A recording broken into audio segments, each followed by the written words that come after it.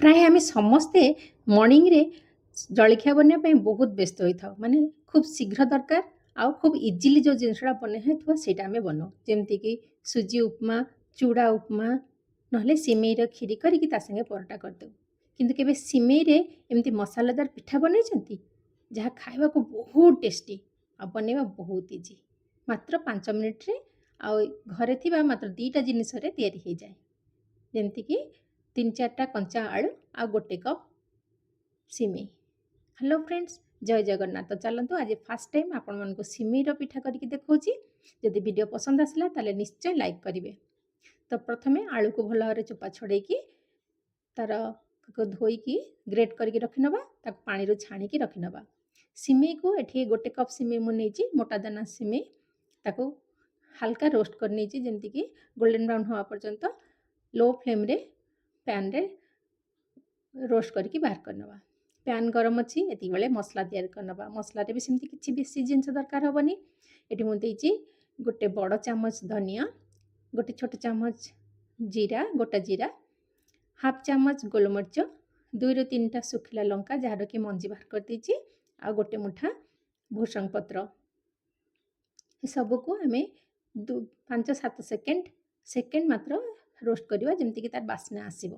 तापरे सेतरे ऐड करवा, मुठी ऐड करची सुखिला नड़िया खंडे छोट बड़ ताको छोट छोट करी काटिकी, आउ 8-10टा बादाम मंजी। से सबको भल भाव 1 मिनिट पर्यंत भाजीदेवा। पैन गैस बंद कर देकी ताको ठंडा हवा को देवा। ठंडा हवा पर ताको आमे दरदरा ग्राइंड करके रखिनेबा। एबे जो सिमे को आमे भाजिकी रखिनेले सेतरे ऐड करवा 1 टीस्पून सॉल्ट, एकदम हाफ टी स्पून हलदी, आउ एठी मु 1 बड़ कप रे 1 बड़ कप नेची दही, जो दही जोटा कि घोल दही, माने जार लहुणी बाहर कर सारला परे दहीरो जो घोल दही से दही। जदि आप खाली नॉर्मल दही मध्य नहीं पारिबे, केवल एतिकी देखिबे जदि खट्टा ही नथिबो। ये सबको भलरे गोलेबा। सेतरे मात्र 2 चामच दबा सुजी, आ जो मसला को आमे पिसीना रखले से दरदरा पिसिकी नहीं आसवा, से आमे 3-4 चामच एथरे देदेवा, माने अधा देदेवा और अधा परे आमे यूज करवा। ये सबको भल भाव घोड़ेकी आमे घोड़ेकी 10 मिनिट फुलिया को छाड़िबा, कारण सिमेई सुजी अपेक्षा बहुत अधिक समय निए सिमेई फुलिबा पई, बा पानी बहुत टाणे।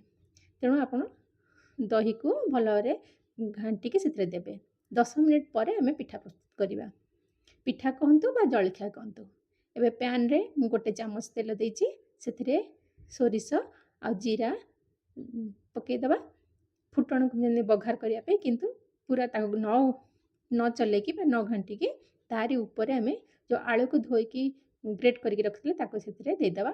दे देकी ता ऊपर अल्प टिके हळदी पकेकी एमती आलू को सजेकी पूरा गोल करके रखिबा।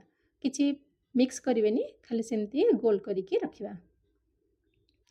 तो जो मसला आम बंचेना रखी से 2-3 चामच मसला ता ऊपर आम स्प्रेड करदे, जो मसलाटा कि आम भाजिकिना गुंड करते।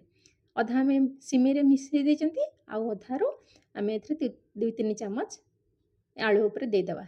देदेकी चारिपटरू एकदम गोल करिकी ढांकी 3 मिनिट आम सिझा को छाड़िबा। मात्र 3 मिनिट, कारण आलू को आम ग्रेट करिचे से मात्र 3 मिनिट घोड़ेकी लो फ्लेम रे आम ताको सिझा को छाड़िबा। 3 मिनिट पर ढांकण काढ़ीदेवा। काढ़ी देकी जो सिमेई को आम गोलेकिना रखी दही सांगे ता ऊपर आलू उपर देदेवा। दे देकी पूरा इभनली स्प्रेड करदेवा, माने जेमती पूरा चारिपट को से आलू उपर पूरा गोल होइकी से रहीजिवो। सिमेई चारिपट को बुलेदेवा, इभनली स्प्रेड करदेवा। कर देकी पुणी ताको घोड़ेकी से लो फ्लेम रे आ 5 मिनिट आम ताको सिझा को छाड़िबा। आलू आ सिमेई एकाठी जेमती भल भाव सिझी 5 मिनिट पर ढांकण खोलिबा। देखंतु मात्र 1 चामच तेल रे आमर ए पिठा रेडी हो। मात्र 5-7 मिनिट भितर आम एटा रेडी कर परिबा। केवल जहाँ सिमेई को फुलिया पई जहाँ 10 मिनिट समय लागिवो, नहले 5-7 मिनिट भितर आमर ए पिठा आम रेडी कर परिबा। पिठा कहतु बा जलखिया कहतु। एबे ताकू लेउटेबा।